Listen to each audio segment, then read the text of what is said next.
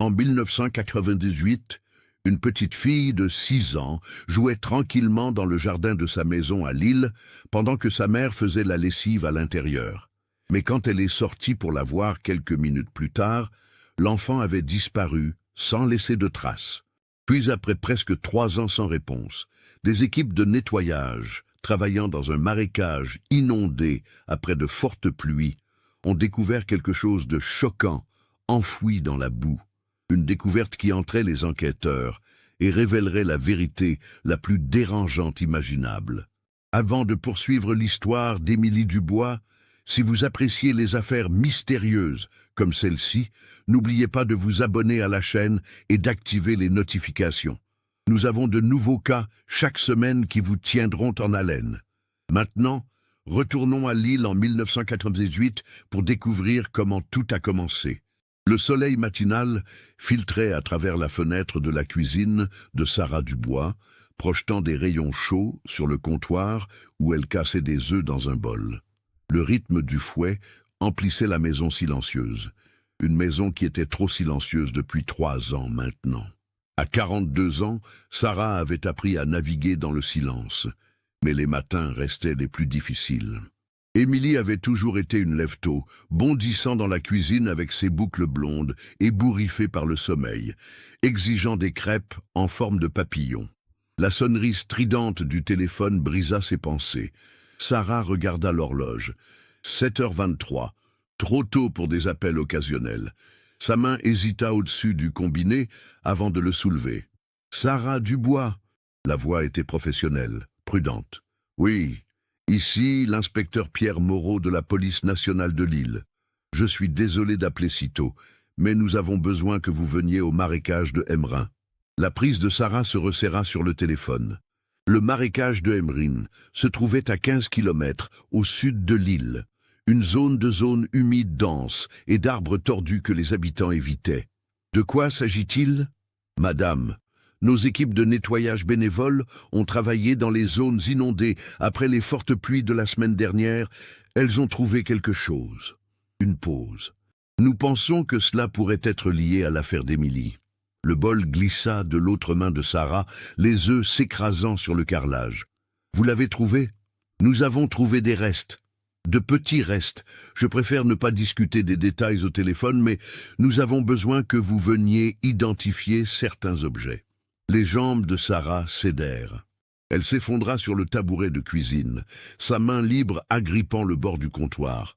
Je serai là dans 20 minutes. Madame Dubois, je veux vous préparer. Ce sera difficile.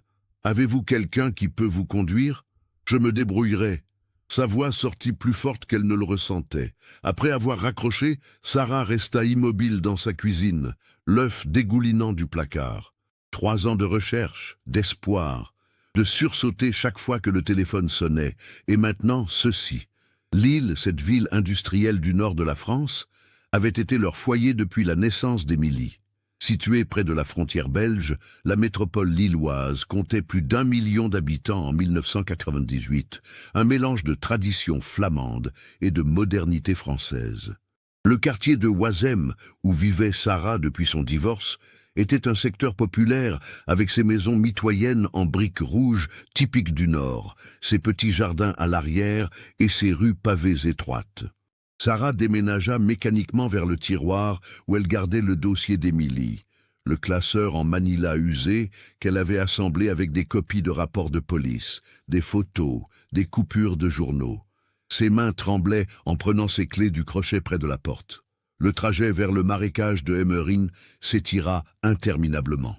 Les rues familières de Lille cédèrent la place à l'autoroute rurale, puis à la route d'accès étroite qui serpentait à travers les champs de betteraves et les bois denses de la campagne du Nord-Pas-de-Calais.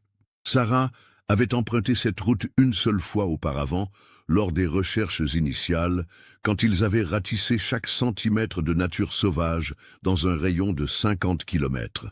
La brume matinale s'accrochait aux arbres et la route était encore humide des pluies récentes. En approchant du marécage, la Seine devant elle fit se nouer son estomac. Des véhicules de police bordaient la route d'accès boueuse, leurs gyrophares créant un effet stroboscopique inquiétant dans la brume matinale. Du ruban de scène de crime délimitait une grande zone près du bord de l'eau. Des personnes en équipement de protection se déplaçaient délibérément autour d'un point central d'attention.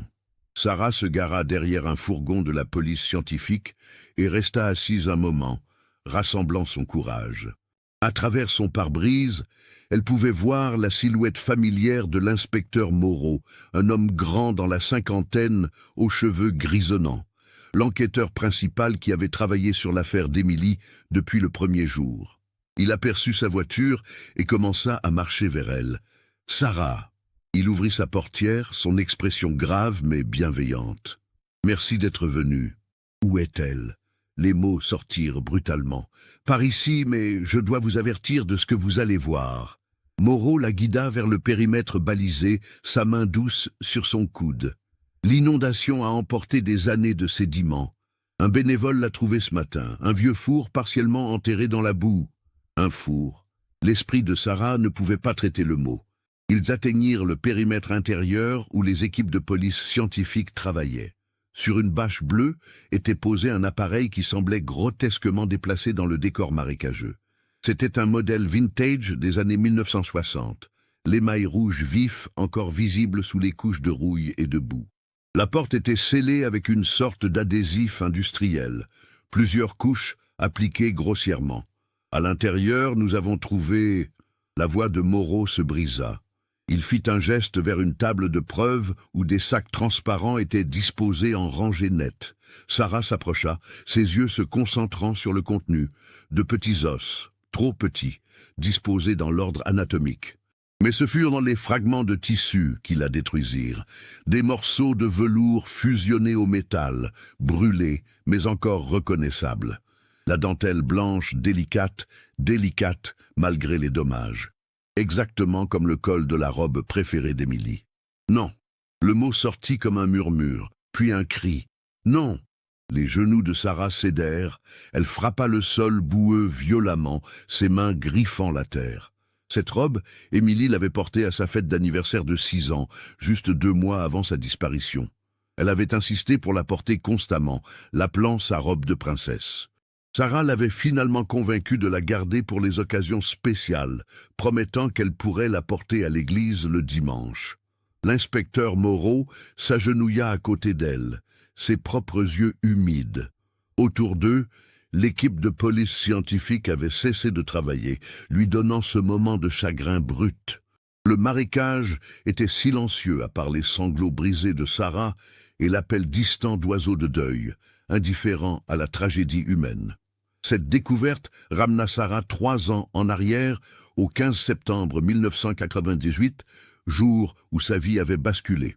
C'était un mardi typique d'automne à Lille, avec cette humidité caractéristique du Nord qui s'insinuait dans les eaux.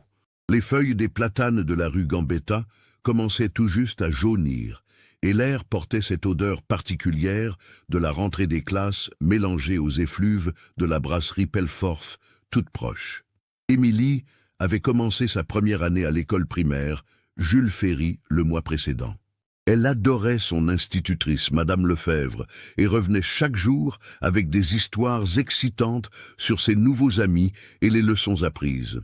Ce matin-là, elle avait insisté pour porter sa robe rouge en velours, celle avec la dentelle blanche au col, malgré les protestations de Sarah, qui trouvait le tissu trop fragile pour l'école. « Mais maman, c'est ma robe de chance !» avait argumenté Émilie en brossant ses boucles blondes devant le miroir de l'entrée. « Quand je la porte, il m'arrive toujours de bonnes choses !» Sarah avait cédé, comme souvent face aux arguments de sa fille de 6 ans. Elle avait accompagné Émilie à l'école, un trajet de 10 minutes à pied à travers les rues pavées du quartier. L'école était un bâtiment en briques rouges typique de l'architecture scolaire de la Troisième République, avec une cour de récréation entourée de hauts murs. L'après-midi, Sarah avait récupéré Émilie à 16h30, comme chaque jour. Elles étaient rentrées en s'arrêtant à la boulangerie Dumont pour acheter une baguette fraîche et quelques madeleines qu'Émilie aimait tremper dans son chocolat chaud. Madame Dumont, la boulangère, se souvenait parfaitement de cette visite parce qu'Émilie avait compté sa monnaie toute seule pour la première fois. fière comme un pont. De retour à la maison, une petite maison mitoyenne en briques rouges de la rue Solferino, Sarah avait commencé à préparer le dîner pendant qu'Émilie grignotait ses madeleines en regardant les Miniqueum sur France 3. La routine habituelle d'une famille monoparentale bien organisée. Vers 17 ans, Sarah avait décidé de faire une lessive avant que Marc, son ex-mari, ne vienne chercher Émilie pour son week-end de garde.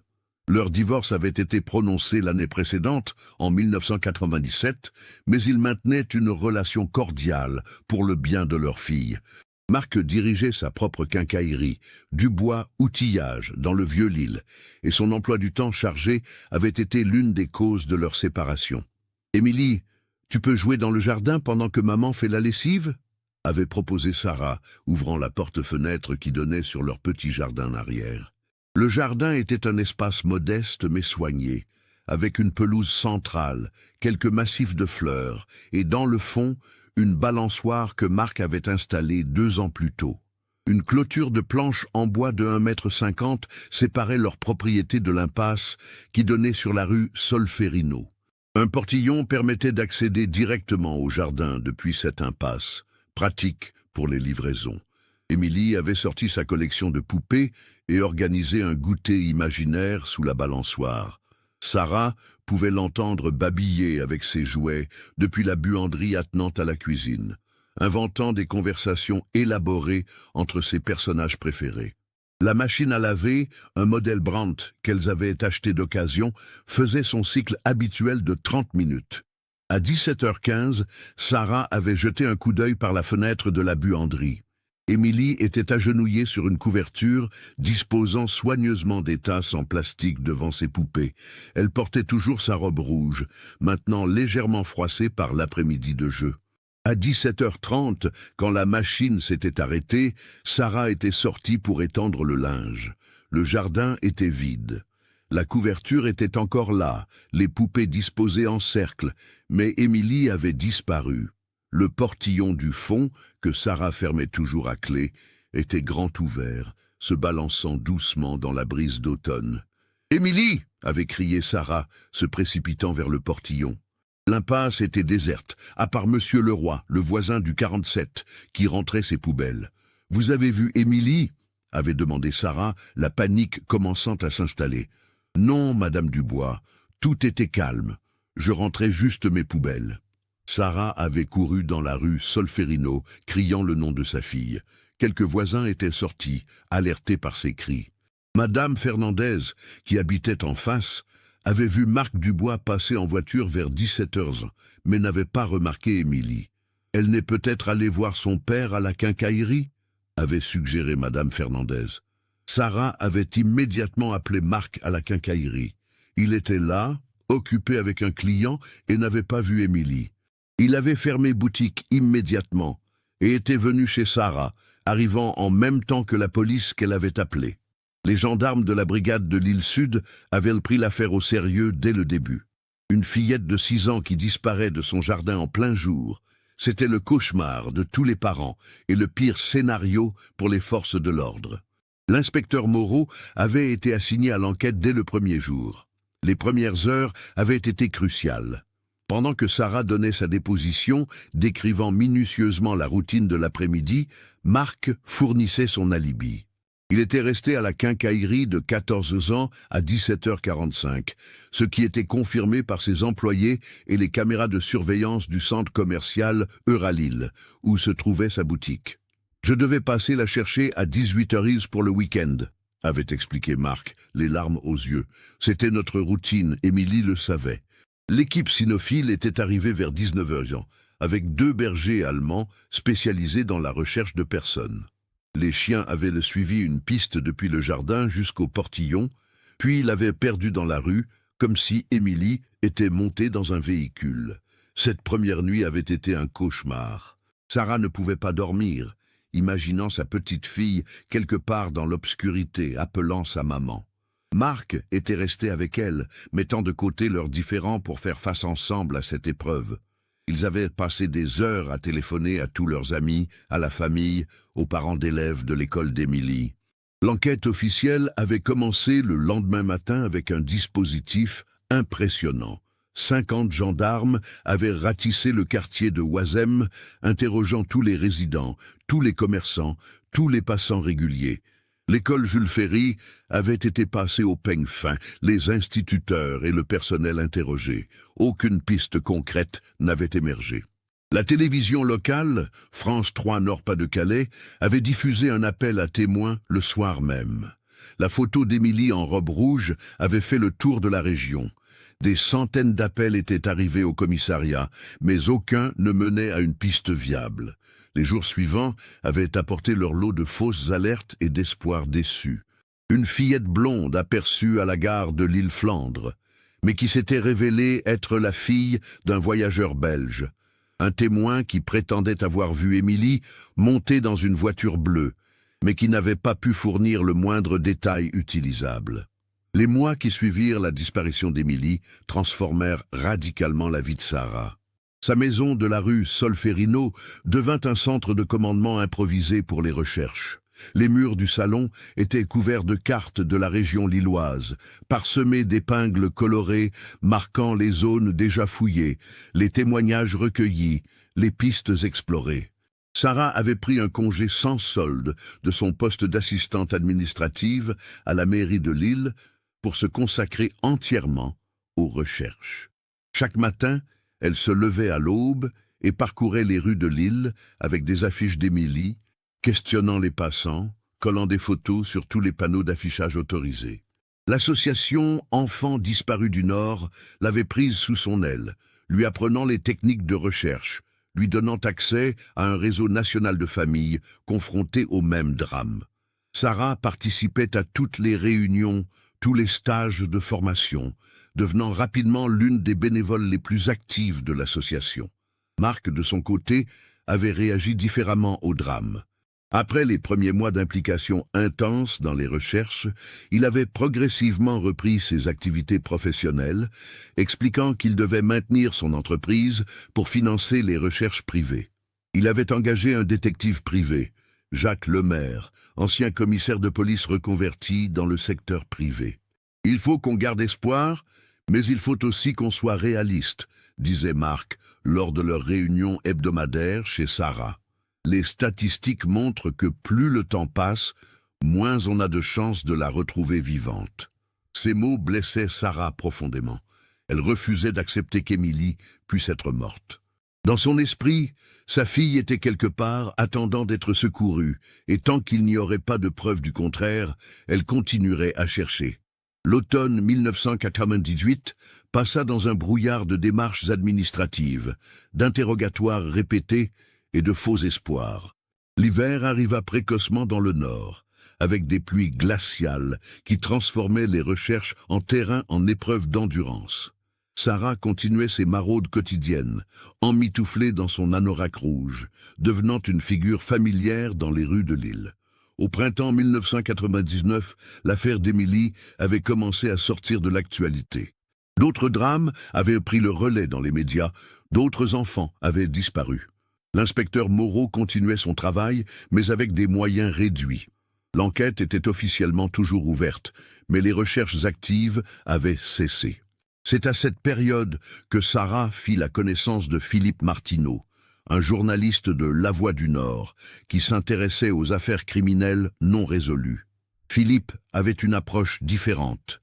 Au lieu de se concentrer sur les recherches de terrain, il éplucha les dossiers, recoupait les témoignages, cherchait les incohérences dans les déclarations. « Il y a quelque chose qui ne colle pas dans cette affaire », lui dit-il un jour de mai 1999, dans le café de la place du Général de Gaulle, où ils avaient l'habitude de se retrouver. Un enfant ne disparaît pas comme ça, en plein jour, d'un jardin fermé. Il y a forcément une explication logique. Philippe devint rapidement plus qu'un journaliste pour Sarah. Leur relation, née de leur collaboration sur l'affaire, évolua vers quelque chose de plus personnel. Sarah avait trouvé en lui un soutien inconditionnel, quelqu'un qui croyait comme elle qu'Émilie pouvait encore être retrouvée. Cette évolution ne passa pas inaperçue de Marc. Lors de leur rencontre, il montrait de plus en plus de signes d'irritation envers Philippe, qu'il accusait de donner de faux espoirs à Sarah et de compliquer l'enquête avec ses théories personnelles. « Tu remplaces un mari par un journaliste », avait-il lancé un jour avec amertume. « Pendant ce temps, notre fille est peut-être morte et enterrée quelque part. » Cette phrase avait provoqué la première vraie dispute entre Sarah et Marc depuis la disparition. Sarah l'avait accusé d'avoir abandonné Émilie, de s'être résignée trop facilement. Marc avait rétorqué qu'elle vivait dans le déni et qu'elle devait accepter la réalité. L'été 1999 apporta une lueur d'espoir inattendue. Une femme de Roubaix contacta la police, affirmant avoir aperçu une fillette correspondant au signalement d'Émilie dans un camping de la Côte d'Opale. L'enfant était accompagné d'un homme d'âge moyen et semblait apeuré. Sarah et l'inspecteur Moreau se rendirent immédiatement sur place, mais leurs espoirs furent vite douchés. La fillette était bien là, mais il s'agissait d'une petite Belge, en vacances avec son père, divorcé lui aussi. La ressemblance était troublante, mais ce n'était pas Émilie. Ces fausses alertes devenaient de plus en plus difficiles à supporter pour Sarah. Chaque fois, elle y croyait de tout son cœur, s'imaginait déjà serrer sa fille dans ses bras, et chaque fois, la déception était plus douloureuse. L'année 2000 marqua un tournant dans l'affaire. L'inspecteur Moreau prit sa retraite et fut remplacé par l'inspecteur Durand, plus jeune mais moins investi émotionnellement dans le dossier. Pour lui, l'affaire Émilie Dubois était un cold case parmi d'autres, un dossier qu'il fallait gérer mais sans espoir réel de résolution. Marc, qui s'était remarié avec Sylvie, une de ses employées, commença à espacer ses visites chez Sarah. Il prétextait les obligations de sa nouvelle vie de famille pour justifier son retrait progressif des recherches. Sarah le soupçonnait de vouloir simplement tourner la page, d'oublier Émilie pour pouvoir reconstruire sa vie. « Tu peux refaire ta vie si tu veux », lui avait dit Sarah lors de leur dernière vraie conversation, en septembre 2000. « Mais moi, je ne peux pas. Tant qu'Émilie n'est pas retrouvée, je ne peux pas aller de l'avant. » Philippe, lui, restait fidèle au poste. Il avait écrit plusieurs articles sur l'affaire, maintenant l'attention du public sur cette disparition mystérieuse. Grâce à lui, l'affaire d'Émilie était restée dans les mémoires lilloises et des témoignages continuaient d'arriver sporadiquement. L'automne 2000 apporta une piste intéressante. Un ancien détenu de la prison de Lousselay-Lille, en liberté conditionnelle, avoua à son éducateur avoir des informations sur la disparition d'Émilie. Il prétendait qu'un codétenu lui avait confié avoir enlevé une petite fille à Lille en 1998. L'inspecteur Durand interrogea longuement cet homme, mais son témoignage s'avéra invérifiable. Le supposé ravisseur était mort d'une overdose 6 mois plus tôt, et aucun élément concret ne corroborait ses aveux présumés. Une nouvelle impasse. L'hiver 2000-2001 fut particulièrement difficile pour Sarah. Elle sombra dans une dépression profonde, ne sortant de chez elle que pour ses rendez-vous avec les autorités ou pour rencontrer d'éventuels témoins. Philippe la soutenait du mieux qu'il pouvait, mais lui-même commençait à douter de la possibilité de retrouver Émilie vivante après plus de 2 ans. C'est Philippe qui eut l'idée de créer un site internet dédié à l'affaire d'Émilie. En 2001, Internet commençait tout juste à se démocratiser en France, et l'idée d'utiliser ce nouveau média pour les recherches était novatrice. Le site Retrouvons Émilie fut mis en ligne au printemps 2001, avec des photos, le récit détaillé de la disparition et un appel à témoins permanent. Cette initiative redonna un peu d'espoir à Sarah. Les emails commencèrent à arriver, de France mais aussi de Belgique et d'autres pays européens. La plupart étaient des messages de soutien, mais quelques-uns apportaient de nouveaux témoignages, malheureusement jamais décisifs. L'été 2001 marqua les 3 ans de la disparition d'Émilie. Sarah organisa une marche blanche dans les rues de Lille, de l'école Jules Ferry jusqu'à la place du Général de Gaulle.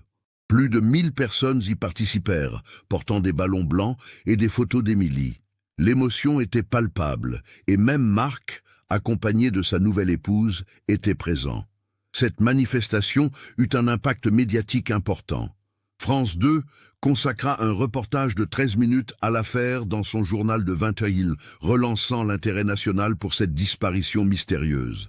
Pendant quelques semaines, les témoignages affluèrent de nouveau, mais sans apporter d'éléments nouveaux décisifs. 3 ans après cette marche blanche, au printemps 2001, la région du Nord-Pas-de-Calais connut des inondations exceptionnelles. Les pluies torrentielles qui s'abattirent sur le département du Nord pendant une semaine provoquèrent la crue de nombreux cours d'eau, inondant les zones basses et transformant les marécages en véritables lacs. Le marécage de Emmerin, situé dans une zone de captage d'eau de la métropole lilloise, fut particulièrement touché. L'eau monta de plus de 2 mètres, submergeant la végétation et déplaçant des tonnes de sédiments accumulés au fil des décennies. Quand les eaux se retirèrent, elles laissèrent derrière elles un paysage transformé, avec de nouveaux chenaux creusés dans la tourbe et des objets remontés des profondeurs. La communauté urbaine de Lille organisa des équipes de nettoyage bénévoles pour débarrasser les zones naturelles des détritus charriés par les crues. Le samedi 24 mars 2001, une de ces équipes travaillait dans la zone la plus reculée du marécage, là où l'eau était restée stagnante le plus longtemps. Jacques Morvan, retraité de 62 ans et bénévole régulier de l'association Nature Lille Métropole, ratissait les berges avec son détecteur de métaux quand l'appareil se mit à émettre un signal particulièrement intense. En creusant dans la vase noire, il mit d'abord au jour ce qu'il prit pour un gros bidon rouillé. « Hé, venez voir ça !» cria-t-il à ses collègues bénévoles. « Il y a quelque chose de bizarre enterré là-dedans. » En dégageant davantage l'objet, Jacques réalisa qu'il s'agissait d'un appareil électroménager ancien. Un four des années 1960 à l'émail rouge caractéristique. Mais ce qui l'inquiéta immédiatement, c'est que la porte de l'appareil était scellée avec plusieurs couches d'un adhésif industriel brunâtre, appliqué grossièrement mais avec une détermination évidente. « Ça, c'est pas normal », murmura Jacques à son collègue Michel Delattre, ancien ouvrier de chez Usinor. « Pourquoi quelqu'un scellerait un four comme ça ?» Michel s'agenouilla dans la boue à côté de Jacques, examinant l'objet de plus près. Et pourquoi il serait enterré au milieu d'un marécage? Ça sent pas bon, cette histoire. Les 2 hommes échangèrent un regard inquiet. Ils avaient tous les 2 lu dans La Voix du Nord les articles réguliers de Philippe Martineau sur l'affaire Émilie Dubois. L'idée qui leur traversa l'esprit était trop horrible pour être exprimée, mais elle était là, pesante comme la boue qui collait à leurs bottes. « Il faut appeler les flics », dit finalement Jacques, sortant son téléphone portable, un Nokia 3310 que sa fille lui avait offert pour Noël. La ligne était mauvaise dans cette zone reculée, mais Jacques réussit finalement à joindre le commissariat de l'île Sud. Après avoir expliqué la situation à plusieurs interlocuteurs, il fut mis en relation avec l'inspecteur Durand qui avait repris l'affaire Émilie. « Vous êtes sûr que c'est scellé ?» demanda Durand, sa voix trahissant une tension soudaine. « Certain. Et c'est pas du scotch, c'est quelque chose de professionnel. Comme si quelqu'un voulait vraiment que ça reste fermé. Ne touchez plus à rien. On arrive. » L'inspecteur Durand raccrocha et se dirigea immédiatement vers le bureau de son supérieur, le commissaire Blanchard. En 20 ans de carrière, il n'avait jamais eu à gérer une affaire de disparition d'enfants, mais il savait que la découverte d'un objet suspect dans un marécage, 3 ans après la disparition d'Émilie Dubois, ne pouvait pas être une coïncidence. « Il faut qu'on traite ça avec toutes les précautions », dit le commissaire Blanchard, après avoir écouté le rapport de Durand. Si c'est lié à l'affaire Dubois, on va avoir tous les médias sur le dos. Appelez l'identité judiciaire et le médecin légiste, et prévenez le procureur. 1 heure plus tard, le marécage de Emmerin était transformé en scène de crime. Les véhicules de police et de la gendarmerie avaient envahi la zone, leurs gyrophares créant un balai hypnotique dans la lumière déclinante de cette fin d'après-midi de mars. Un périmètre de sécurité avait été établi, et les spécialistes de l'identité judiciaire s'affairaient autour du four rouge. Le docteur Françoise Lemoine, médecin légiste du CHR de Lille, était arrivé avec son équipe vers 16h. Femme de 50 ans à l'expérience reconnue, elle avait immédiatement compris la gravité de la situation en voyant l'appareil scellé. Il va falloir ouvrir ça très délicatement, expliqua-t-elle à l'inspecteur Durand. Si ce qu'on craint s'y trouve, chaque indice sera crucial. Les techniciens de l'identité judiciaire photographièrent le four sous tous les angles avant de commencer le processus d'ouverture. L'adhésif industriel, identifié comme du mastic polyuréthane utilisé dans le bâtiment, était dur comme de la pierre après 3 ans d'immersion. Il fallut plus d'1 heure pour découper soigneusement les couches sans endommager le contenu. Quand la porte du four s'ouvrit enfin, un silence de mort s'abattit sur l'équipe. À l'intérieur, partiellement momifié par l'environnement hermétique et humide, se trouvaient les restes d'un petit corps humain. La victime portait encore des lambeaux de tissu rouge, et parmi les os blanchis, on distinguait des boucles blondes, protégées par l'espace confiné. « Mon Dieu !» murmura le docteur Lemoine. « C'est un enfant, une petite fille. » L'inspecteur Durand sentit son estomac se nouer. Après 3 ans d'enquête infructueuse, la réponse à la disparition d'Émilie Dubois était peut-être là, dans ce four rouge devenu un tombeau. « Il faut prévenir les parents », dit-il d'une voix blanche. C'est ainsi que Sarah Dubois reçut cet appel qui allait confirmer ses pires cauchemars. 3 ans d'espoir, 3 ans d'attente, 3 ans de refus d'accepter la mort de sa fille. Et maintenant, cette découverte atroce qui transformait ses derniers espoirs en certitude horrifiante. Sur le chemin du marécage, Sarah ne pouvait s'empêcher de penser à tous ces moments où elle avait imaginé retrouver Émilie vivante. Elle s'était vue courir vers sa fille, la serrer dans ses bras, lui demander pardon de ne pas l'avoir protégée. Jamais elle n'avait imaginé que leur retrouvaille se ferait dans un marécage boueux, devant un four transformé en cercueil. Quand Sarah arriva sur la scène de crime ce matin-là, accompagnée de l'inspecteur Moreau qui avait tenu à être présent malgré sa retraite, elle fut frappée par l'ampleur du dispositif déployé.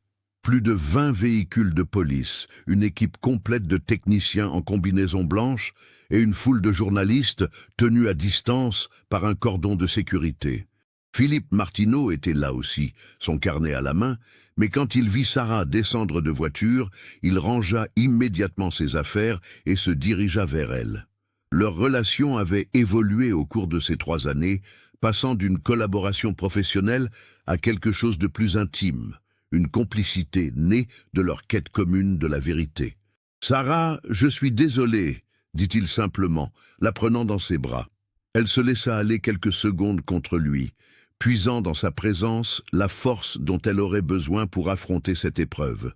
Puis elle se redressa, remit une mèche de cheveux derrière son oreille et se dirigea vers l'inspecteur Durand qui l'attendait près du périmètre de sécurité. « Madame Dubois, je vous remercie d'être venue si rapidement. » dit l'inspecteur, son ton professionnel masquant mal son émotion. « Je dois vous prévenir que ce que vous allez voir est très difficile. » Sarah hocha la tête, incapable de parler.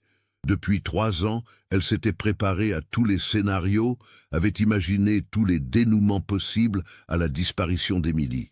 Mais rien ne l'avait préparée à la réalité de ce four rouge, posé sur une bâche bleue, entouré de techniciens qui manipulaient des restes humains avec des gestes délicats et précis. Nous avons trouvé des fragments de tissu qui correspondent à la description de la robe qu'Émilie portait le jour de sa disparition, continua Durand. Du velours rouge avec de la dentelle blanche. Nous avons aussi trouvé ceci. Il la conduisit vers une table où étaient disposés des sacs plastiques contenant des éléments de preuve.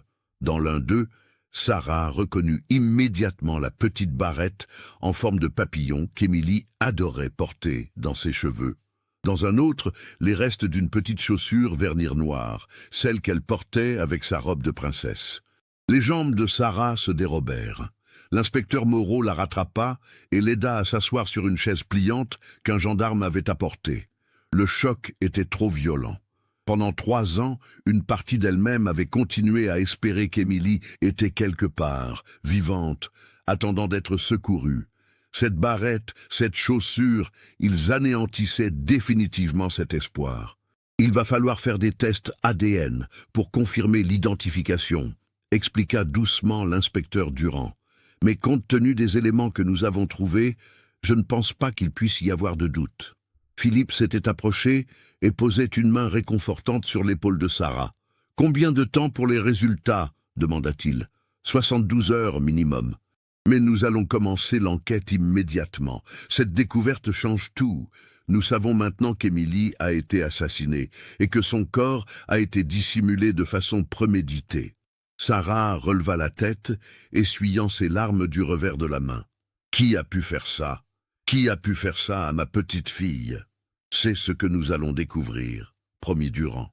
Nous allons reprendre l'enquête depuis le début, réinterroger tous les témoins, analyser tous les éléments sous un angle nouveau. Maintenant que nous savons qu'il s'agit d'un meurtre, nous avons plus de moyens légaux pour mener les investigations. Pendant que les techniciens continuaient leur travail minutieux, l'inspecteur Durand expliqua à Sarah les premiers éléments de l'analyse. Le four était un modèle Scholtes de 1963. Facilement identifiable par sa couleur rouge cerise caractéristique et ses poignées chromées art déco. Il avait été scellé avec un mastic polyuréthane professionnel, le genre utilisé dans le bâtiment pour l'étanchéité. Celui qui a fait ça connaissait les propriétés de ce mastic, expliqua le chef des techniciens. Il savait qu'il créerait une étanchéité parfaite, empêchant l'air et l'eau de rentrer. C'est pour ça que les restes sont dans cet état de conservation. Sarah ferma les yeux, essayant de ne pas imaginer sa fille enfermée dans cette prison de métal. Mais une question la taraudait, une question qu'elle n'osait pas poser, mais qui lui brûlait les lèvres. Est-ce qu'elle était encore vivante quand... Le docteur Lemoine, qui supervisait l'extraction des restes, s'approcha d'eux. « Madame Dubois, l'examen préliminaire suggère que la victime était déjà décédée au moment de la mise en place dans le four. Nous trouvons des traces de substances qui pourraient indiquer un empoisonnement, mais il faudra attendre les analyses toxicologiques pour en être sûr. » Cette information apporta un maigre réconfort à Sarah. Au moins, Émilie n'avait pas souffert l'horreur d'être enfermée vivante. Mais cela soulevait d'autres questions tout aussi terrifiantes. Qui avait empoisonné sa fille? Comment? Pourquoi? Nous devons aussi déterminer comment ce four s'est retrouvé dans le marécage, continua Durand. D'après les sédiments qui l'entouraient, il a été immergé peu de temps après la disparition d'Émilie. Quelqu'un connaissait bien cette zone pour savoir qu'elle était suffisamment isolée et profonde pour cacher un objet de cette taille. Philippe, qui avait écouté attentivement tous ces échanges, sortit son carnet et commença à prendre des notes. Son instinct de journaliste reprenait le dessus, mais Sarah savait qu'il agissait aussi par affection pour elle, déterminé à l'aider à obtenir justice pour Émilie. « Il faut qu'on retrace l'origine de ce four, » dit-il. « Un appareil comme ça, avec cette couleur spécifique, ça ne doit pas être courant. Il y a forcément un magasin qui l'a vendu, peut-être récemment. » L'inspecteur Durand hocha la tête. « C'est effectivement une de nos priorités. Nous allons éplucher tous les revendeurs d'électroménagers de la région, neufs et occasion. Quelqu'un a acheté ce four, probablement pas longtemps avant la disparition. » Comme pour confirmer ses paroles, un technicien s'approcha avec un sac plastique contenant une plaque métallique. « Inspecteur, nous avons récupéré la plaque signalétique. Le numéro de série est encore lisible. S 1963 4782. Ça devrait nous aider pour la traçabilité. » Sarah observait tous ces gens qui s'affairaient autour des restes de sa fille avec une efficacité professionnelle impressionnante. Chaque geste était mesuré, chaque indice soigneusement répertorié et documenté. Elle se sentait étrangement détachée de la scène, comme si elle observait un film dont elle ne serait pas l'héroïne. « Madame Dubois, avez-vous une idée de qui pourrait avoir accès à ce type de matériel de construction ?» demanda Durand. « Le mastic utilisé n'est pas un produit grand public. Il faut des connaissances techniques pour l'utiliser correctement. » Sarah réfléchit. « Marc, mon ex-mari, il a une quincaillerie. Il connaît tous ces produits. Mais il était au magasin quand Émilie a disparu. Vous l'avez vérifié 100 fois. Nous allons quand même reprendre son interrogatoire, » assura Durand, « et celui de tous les proches. Maintenant que nous savons qu'il s'agit d'un meurtre avec préméditation, nous devons envisager toutes les possibilités. » Un gendarme s'approcha de l'inspecteur et lui murmura quelque chose à l'oreille. Durand fronça les sourcils et s'excusa auprès de Sarah. « Il y a du nouveau ?» demanda Philippe. Un témoin vient de se présenter au commissariat. Un pêcheur qui dit avoir vu quelqu'un jeter quelque chose dans le marécage, il y a 3 ans. Il n'avait pas fait le rapprochement avec la disparition d'Émilie à l'époque. Cette information fit l'effet d'une bombe. Un témoin direct? Après 3 ans de silence, quelqu'un avait-il vraiment vu le meurtrier se débarrasser du corps d'Émilie? « Je dois retourner au commissariat immédiatement », dit Durand. « Madame Dubois, je vous tiendrai informé de l'évolution de l'enquête. Inspecteur Moreau, pourriez-vous raccompagner Madame Dubois ?» Sarah se leva de sa chaise, ses jambes encore tremblantes. « Je veux savoir tout ce que découvrira ce témoin. »« Bien sûr. Je vous appellerai dès que nous aurons du nouveau. » Sur le chemin du retour vers l'île, Sarah était plongée dans un silence pesant. L'inspecteur Moreau respectait sa douleur, se contentant de conduire en silence à travers les petites routes de campagne qui menaient à la ville. Philippe les suivait dans sa propre voiture, ayant promis de rester avec Sarah pour la soutenir dans cette épreuve. Arrivée rue Solferino, Sarah invita les 2 hommes à entrer. La maison avait conservé exactement le même aspect qu'au moment de la disparition d'Émilie.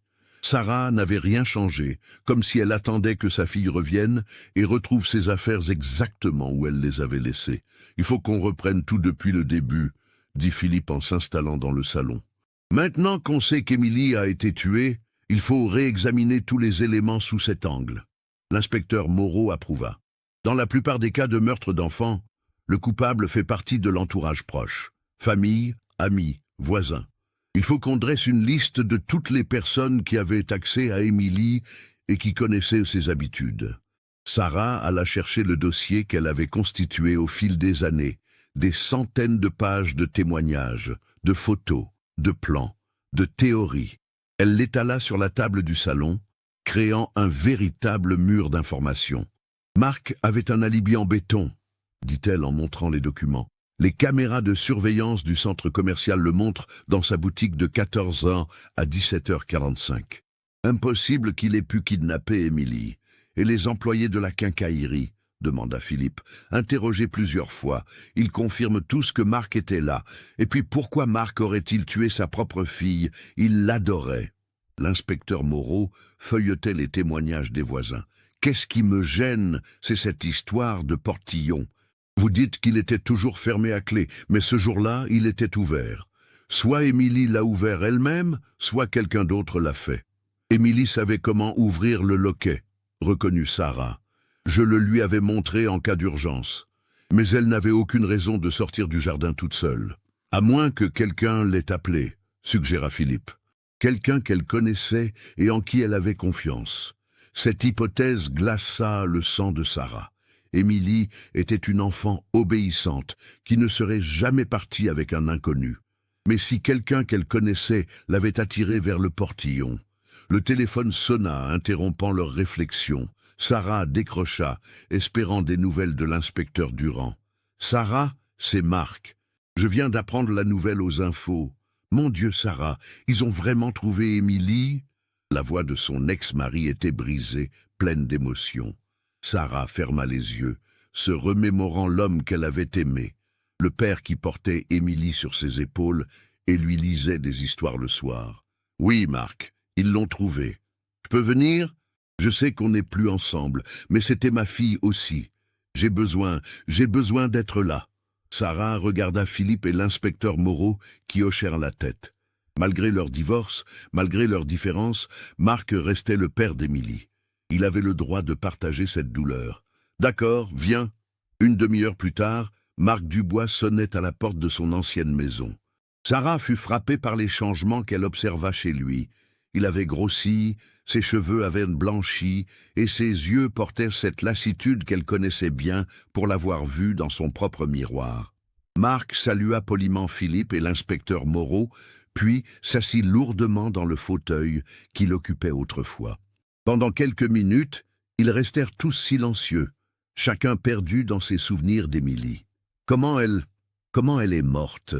demanda finalement Marc, sa voix à peine audible. « L'enquête ne fait que commencer », répondit l'inspecteur Moreau avec diplomatie. « Mais il semble qu'elle ait été empoisonnée avant d'être placée dans le four. » Marc enfouit son visage dans ses mains. « Qui a pu faire ça? Qui a pu s'en prendre à une petite fille innocente? C'est ce qu'on va découvrir, dit Philippe fermement. L'inspecteur Durand interroge en ce moment un témoin qui aurait vu quelqu'un se débarrasser de quelque chose dans le marécage. Marc releva la tête brusquement. Un témoin? Après tout ce temps? Il n'avait pas fait le lien à l'époque, expliqua Sarah. Mais maintenant qu'on a trouvé le four, le téléphone sonna à nouveau. Cette fois, c'était l'inspecteur Durand. Madame Dubois, le témoin nous a donné des informations très intéressantes. Pouvez-vous venir au commissariat avec votre ex-mari? J'aimerais confronter son témoignage avec vos souvenirs de la période.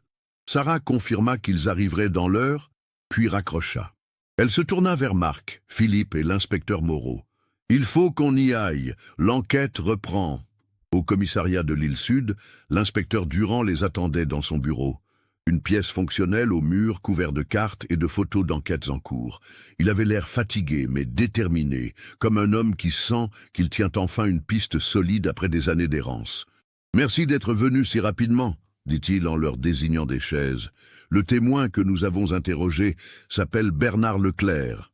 C'est un pêcheur retraité qui fréquente le marécage de Emmerin depuis des années. » Il ouvrit un dossier et en sortit une déclaration manuscrite. Selon M. Leclerc, le 16 septembre 1998, soit le lendemain de la disparition d'Émilie, il était installé près du marécage vers 5h100 du matin pour pêcher la carpe. Il a vu un homme arriver en voiture, une camionnette blanche, et jeter quelque chose de lourd dans l'eau. Marc se redressa dans sa chaise. Il a vu l'homme? Partiellement. Il était loin et il faisait encore sombre. Mais il se souvient de certains détails. L'homme était de taille moyenne, portait une casquette et semblait connaître les lieux. Il savait exactement où aller pour atteindre la partie la plus profonde du marécage. Sarah sentit son cœur s'accélérer. Il a relevé la plaque d'immatriculation? Non, malheureusement. Mais il se souvient que c'était une camionnette blanche, avec des lettres sur les côtés. Une camionnette d'entreprise. Philippe prit des notes rapidement. Quel genre d'entreprise? Il n'a pas pu lire le nom complet, mais il se souvient d'avoir vu le mot « outillage » ou quelque chose comme ça. Un silence de plomb s'abattit dans le bureau. Marc possédait une quincaillerie appelée « Dubois Outillage » et il utilisait effectivement une camionnette blanche pour les livraisons. Mais il avait un alibi pour l'heure de la disparition d'Émilie. « Monsieur Dubois ?» dit l'inspecteur Durand en se tournant vers Marc, « vous possédez bien une camionnette blanche avec le nom de votre entreprise? » Oui, mais je vous ai dit, j'étais au magasin quand Émilie a disparu. Les caméras le prouvent.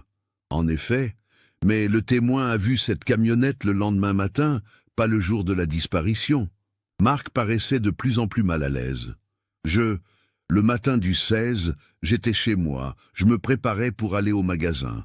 Quelqu'un peut confirmer ça? J'habitais seul à l'époque. Après le divorce, j'avais pris un appartement rue de la Liberté. L'inspecteur Durand consulta ses notes. Nous allons devoir vérifier ça. En attendant, j'aimerais que vous nous accompagniez pour une vérification de votre camionnette. Quoi? Mais enfin, c'est ridicule. Pourquoi j'aurais tué ma propre fille? Sarah observait Marc avec attention. Quelque chose dans son attitude avait changé. Il était devenu nerveux, sur la défensive, alors qu'il avait toujours été coopératif lors des interrogatoires précédents. « Personne ne vous accuse de rien pour le moment, » dit calmement Durand. « Mais nous devons vérifier tous les éléments. C'est la procédure. » Philippe se pencha vers Sarah. « Tu te souviens de l'état de la camionnette de Marc après la disparition ?» Sarah réfléchit. « Non, je n'y ai pas fait attention. J'étais trop bouleversé pour remarquer ce genre de détails. Monsieur Dubois, acceptez-vous de nous montrer votre camionnette ?» insista Durand. Marc hésita quelques secondes, puis hocha la tête. « D'accord.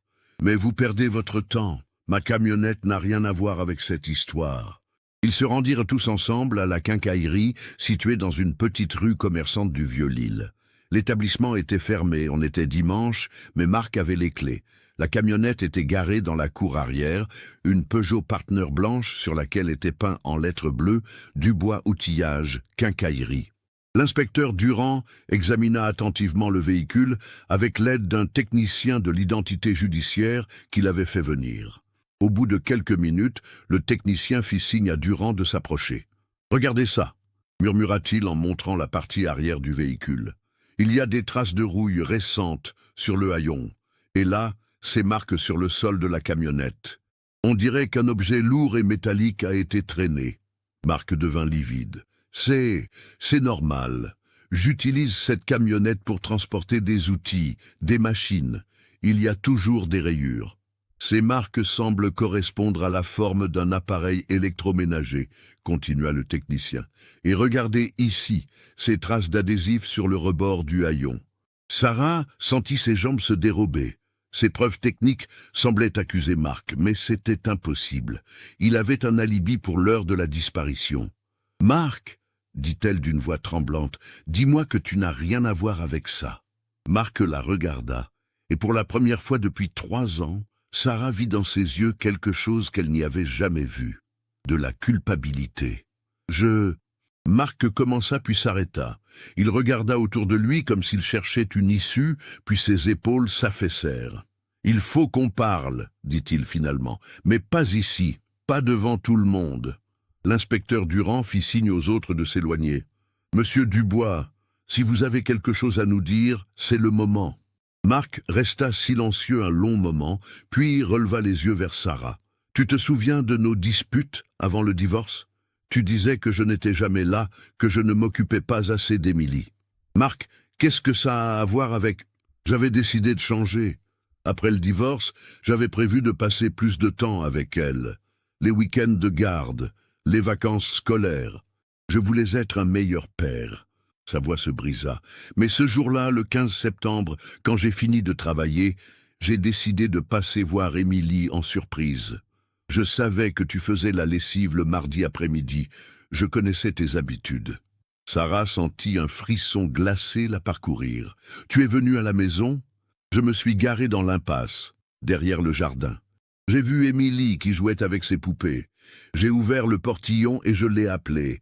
Elle était si contente de me voir. Elle a couru vers moi. » L'inspecteur Durand s'était rapproché, captivant chaque mot. « Qu'est-ce qui s'est passé ensuite ? » « Je lui ai dit qu'on allait faire une surprise à maman, qu'on allait aller à la quincaillerie et qu'elle pourrait m'aider à ranger les outils. Elle adorait ça. On a pris la camionnette. » Marc s'arrêta, submergé par l'émotion. « Sur le trajet, elle m'a demandé si tu savais qu'on partait ensemble. J'ai dit que non, que c'était notre petit secret. Elle était inquiète, elle voulait te prévenir. » Sarah porta ses mains à sa bouche, horrifiée. « Tu l'as kidnappée, tu as kidnappé ta propre fille. » « Non, ce n'était pas comme ça. Je voulais juste passer du temps avec elle, lui montrer que j'étais capable d'être un bon père. On est allé à la quincaillerie, elle m'a aidé à ranger quelques outils, on a ri ensemble. J'avais prévu de la ramener avant ton retour de course. »« Mais tu ne l'as pas ramenée, » dit l'inspecteur Durand d'une voix dure. Marc secoua la tête, les larmes coulant maintenant librement sur ses joues. « Elle voulait rentrer à la maison. Elle disait que tu devais être inquiète. J'ai essayé de la convaincre de rester encore un peu, mais elle est devenue agitée. Elle a commencé à pleurer. » Philippe, qui avait écouté en silence, s'approcha. « Qu'est-ce que tu as fait, Marc ?» J'ai paniqué. Je me suis dit que si je la ramenais maintenant, tu porterais plainte pour enlèvement, que je perdrais tous mes droits de visite. Alors j'ai décidé de l'emmener ailleurs, de prendre le temps de réfléchir à comment expliquer la situation. « Où ?» demanda Sarah, sa voix à peine audible. « À ma cabane de pêche, près d'Armentières, au bord de la Lys, un endroit isolé que j'avais acheté après notre divorce.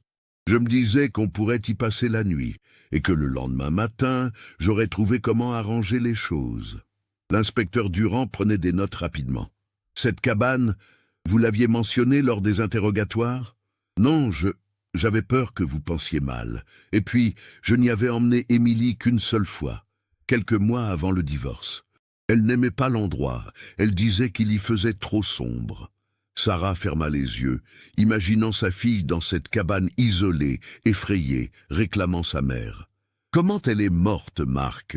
Dis-moi comment ma fille est morte. » Marc s'effondra littéralement, s'agenouillant sur le sol de la cour. C'était un accident. Je te jure que c'était un accident. « Racontez-nous exactement ce qui s'est passé, » ordonna Durand. À la cabane, Émilie était de plus en plus agitée. Elle voulait absolument rentrer à la maison. J'ai essayé de la calmer, de lui expliquer que tout irait bien. Mais elle ne m'écoutait plus. Elle criait qu'elle voulait sa maman. Marc s'arrêta, cherchant ses mots. J'avais apporté quelques provisions, dont une bouteille de sirop pour la toux que j'avais dans la camionnette. Émilie toussait un peu, alors je lui en ai donné. Mais j'ai mal lu le dosage sur l'étiquette, ou peut-être que j'étais trop stressé. Je lui en ai donné trop. Du sirop pour la toux ? Répéta l'inspecteur Durand. Oui, un sirop à base de codéine. Je ne savais pas que c'était dangereux pour les enfants en surdose. Émilie s'est endormie très rapidement, et puis, elle n'a plus respiré. Sarah poussa un cri déchirant. Sa fille était morte empoisonnée par négligence, par la stupidité et la panique de son propre père. « Vous avez appelé les secours ?» demanda Durand, bien qu'il connaisse déjà la réponse. « J'ai essayé de la ranimer. J'ai fait du bouche à bouche, j'ai massé son petit cœur, mais rien, elle était partie. » Marc sanglota maintenant sans retenue. « J'ai perdu la tête. Au lieu d'appeler les secours, au lieu d'assumer mes responsabilités, j'ai eu peur. Peur de la prison, peur de perdre ma réputation, peur que tout le monde sache que j'avais tué ma propre fille. Alors vous avez dissimulé le corps, continua Durand. J'avais ce vieux four dans la cabane, un four électrique que j'utilisais parfois pour réchauffer mes repas. J'ai mis Émilie dedans et j'ai scellé la porte avec du mastic que j'avais dans mes outils. Puis, j'ai chargé le four dans la camionnette et je l'ai jeté dans le marécage le lendemain matin très tôt. Sarah était maintenant soutenue par Philippe, incapable de tenir debout face à l'horreur de cette révélation. Son ex-mari, l'homme qu'elle avait aimé, le père de sa fille, avait non seulement causé la mort d'Émilie par négligence, mais avait ensuite dissimulé le crime pendant 3 ans, la laissant vivre dans l'espoir et l'angoisse. « Pourquoi ?» murmura-t-elle. « Pourquoi tu ne m'as rien dit? Pourquoi tu m'as laissé chercher pendant 3 ans ?» Marc leva vers elle des yeux rougis par les larmes. « Au début, je me suis dit que j'allais tout avouer. Mais plus le temps passait, plus c'était difficile. Et puis j'ai vu comme tu souffrais, comme tu espérais encore la retrouver vivante. Comment je pouvais te dire que c'était moi? Comment je pouvais te dire que j'avais tué notre fille? Mais vous étiez là lors des recherches, dit Philippe avec dégoût. Vous participiez au battu, vous consoliez Sarah, vous jouiez la comédie du père inquiet. Je ne jouais pas la comédie, j'étais détruit. Chaque nuit, je voyais le visage d'Émilie, j'entendais sa voix qui m'appelait. J'aurais voulu mourir 1000 fois plutôt que de vivre avec ce secret. L'inspecteur Durand fit signe à 2 agents en uniforme qui attendaient près de l'entrée de la cour. Marc Dubois, vous êtes en état d'arrestation pour homicide involontaire, non-assistance à personne en danger et dissimulation de cadavre.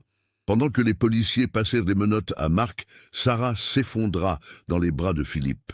3 ans de recherche, 3 ans d'espoir, 3 ans de souffrance, et la vérité était encore pire que tout ce qu'elle avait pu imaginer. « Sarah !» dit Marc, tandis qu'on l'emmenait vers le fourgon de police. « Je suis désolé. Je suis tellement désolé. J'aimais Émilie plus que ma propre vie. Je n'ai jamais voulu que ça arrive. » Sarah releva la tête et le regarda une dernière fois. « Tu l'as tuée, Marc. Tu as tué notre fille et tu m'as laissé la chercher pendant 3 ans. Je ne te pardonnerai jamais. » 6 mois plus tard, le procès de Marc Dubois s'ouvrait devant la cour d'assises du Nord, à Douai. L'affaire avait fait sensation dans toute la France, illustrant de façon tragique comment un divorce mal vécu et l'orgueil masculin pouvaient conduire aux pires catastrophes. Sarah était assise au premier rang, soutenue par Philippe, qu'elle avait épousé quelques semaines plus tôt. Ils avaient décidé de s'unir discrètement, trouvant dans leur amour mutuel la force de surmonter ensemble cette épreuve. À côté d'eux, l'inspecteur Moreau qui avait tenu à assister au procès malgré sa retraite. Marc, amaigri et vieilli par 6 mois de détention provisoire, était défendu par Maître Dufresne, un avocat pénaliste réputé de Lille. Sa stratégie était claire, plaider l'homicide involontaire et les circonstances atténuantes liées au divorce difficile et à l'état psychologique de son client. Le procureur Delcroix, lui, réclamait une condamnation exemplaire. Marc Dubois n'a pas seulement tué sa fille par négligence, martela-t-il lors de son réquisitoire. Il a orchestré une mise en scène macabre qui a fait souffrir la mère pendant 3 années. Il a participé aux recherches, il a consolé son ex-épouse, tout en sachant parfaitement où se trouvait le corps de leur enfant. Les témoignages furent déchirants. Sarah raconta ses 3 années d'enfer, ses nuits blanches, ses espoirs déçus, sa descente aux enfers psychologiques. L'inspecteur Durand détailla l'enquête, expliquant comment les mensonges de Marc avaient fait perdre un temps précieux aux investigations. Philippe témoigna de l'état dans lequel il avait trouvé Sarah, de sa détermination obsessionnelle à retrouver Émilie, de son refus d'accepter la mort de sa fille. Sarah vivait dans l'espoir, dit-il à la barre. Un espoir entretenu par les mensonges de Marc Dubois. C'était d'une cruauté inouïe. Le docteur Lemoine, médecin légiste, confirma que la mort d'Émilie était due à un surdosage de codéine. L'enfant est morte d'une dépression respiratoire causée par l'ingestion d'une dose massive de sirop antitussif. La mort a été rapide, probablement en moins d'1 heure. Cette précision apporta un maigre réconfort à Sarah. Au moins, Émilie n'avait pas souffert longtemps. Le moment le plus difficile fut le témoignage de Marc lui-même. Face au juré, il tenta d'expliquer l'inexplicable, comment l'amour paternel s'était transformé en tragédie, comment la peur et la lâcheté l'avaient poussé à dissimuler son crime. « Je pensais qu'Émilie serait mieux avec moi qu'avec sa mère, qui sortait déjà avec un autre homme », déclara-t-il, provoquant un tollé dans la salle. « Je voulais juste passer du temps avec ma fille, lui montrer que j'étais capable d'être un bon père. Et pour lui montrer que vous étiez un bon père, vous l'avez empoisonnée et jetée dans un marécage ?» répliqua sèchement le procureur. « C'était un accident. Je n'ai jamais voulu la tuer. Mais vous avez voulu la faire disparaître. Vous avez méthodiquement organisé la dissimulation de son corps. Vous avez menti pendant 3 ans à sa mère. Où est l'accident dans tout ça ?» Marc n'eut pas de réponse à cette question. Le verdict tomba après 4 heures de délibération. Coupable d'homicide involontaire, de non-assistance à personne en danger et de dissimulation de cadavres. Marc Dubois était condamné à 15 ans de réclusion criminelle, une peine que le procureur jugea insuffisante, mais que la défense accueillit comme un soulagement. À la sortie du palais de justice, Sarah était entourée de journalistes qui voulaient recueillir ses impressions. Elle fit une brève déclaration, rédigée avec l'aide de Philippe. « Aucune condamnation ne me rendra ma fille », dit-elle d'une voix ferme, malgré l'émotion.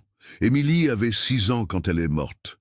Elle aurait dû grandir, aller à l'école, avoir des amis, tomber amoureuse, fonder une famille. Marc Dubois lui a volé sa vie et m'a volé ses années d'espoir. Elle marqua une pause, essuyant une larme. J'espère que ce procès servira de leçon. Qu'aucun parent ne reproduira jamais les gestes de Marc. Qu'aucune mère ne vivra ce que j'ai vécu pendant ces 3 années d'attente. Philippe prit le relais. Sarah et moi, nous voulons maintenant nous reconstruire. Nous allons créer une association pour aider les familles d'enfants disparus, pour qu'elles ne vivent pas seules ce calvaire. L'association Émilie Espoir fut effectivement créée quelques mois plus tard. Basée à Lille, elle proposait un soutien psychologique et juridique aux familles confrontées à la disparition d'un enfant. Sarah y consacrait tout son temps, trouvant dans cette mission un sens à sa souffrance. Philippe, qui avait quitté La Voix du Nord pour se consacrer entièrement à l'association, développa un site internet qui devint rapidement une référence en matière de personnes disparues. Leur travail fut salué par les autorités et l'association reçut rapidement des subventions publiques pour étendre son action. Marc Dubois purgeait sa peine à la maison d'arrêt de Loos-les-Lilles. Selon les témoignages des surveillants, il était devenu un détenu modèle, participant à toutes les activités de réinsertion, suivant une thérapie psychologique. Il avait demandé à plusieurs reprises à voir Sarah, mais elle avait toujours refusé. « Je n'ai rien à lui dire », expliquait-elle à Philippe. « Il a détruit ma vie et celle d'Émilie. Le pardon n'est pas possible. » 3 ans après le procès, en 2005, Marc bénéficia d'une libération conditionnelle pour bonne conduite. Il quitta discrètement la région lilloise pour s'installer dans le sud de la France, où il trouva un emploi d'ouvrier dans une entreprise de bâtiment qui acceptait d'embaucher d'anciens détenus. Sarah apprit sa libération par les journaux, mais la nouvelle ne l'affecta pas autant qu'elle l'avait craint. Elle avait réussi à se reconstruire, trouvant dans son travail associatif et dans son mariage avec Philippe un nouvel équilibre. L'association Émilie Espoir avait aidé plus de 200 familles dans leurs recherches. Plusieurs enfants disparus avaient été retrouvés grâce à leur réseau, et Sarah trouvait dans chaque succès un peu de réconfort pour sa propre perte. En 2008, 10 ans après la disparition d'Émilie, Sarah et Philippe organisèrent une cérémonie commémorative au cimetière de l'Est de l'île, où les restes d'Émilie avaient été inhumés après le procès. Plus de 500 personnes y assistèrent. Familles aidées par l'association, forces de l'ordre, journalistes, simples citoyens touchés par cette histoire. Sarah prononça un discours émouvant. Émilie aurait eu 16 ans aujourd'hui. Elle serait au lycée, elle aurait peut-être un petit ami, elle nous ferait probablement des crises d'adolescente. Au lieu de ça, elle reste pour toujours notre petite fille de 6 ans en robe rouge. Elle s'arrêta, regardant la petite tombe ornée d'une photo d'Émilie souriante. Mais sa mort n'aura pas été vaine si elle permet d'éviter d'autres drames, si elle nous apprend à mieux protéger nos enfants, à mieux communiquer dans nos familles, à ne jamais laisser l'orgueil et la rancœur l'emporter sur l'amour. Philippe prit la parole à son tour. L'affaire Émilie Dubois nous a tous marqués. Elle nous rappelle que le danger peut venir de ceux qu'on aime, que la violence domestique peut prendre des formes inattendues. Mais elle nous montre aussi qu'il faut toujours garder espoir, continuer à chercher, ne jamais abandonner. La cérémonie se termina par un lâcher de ballons blancs comme lors de la marche blanche de 2001. Cette fois, Sarah ne pleurait pas.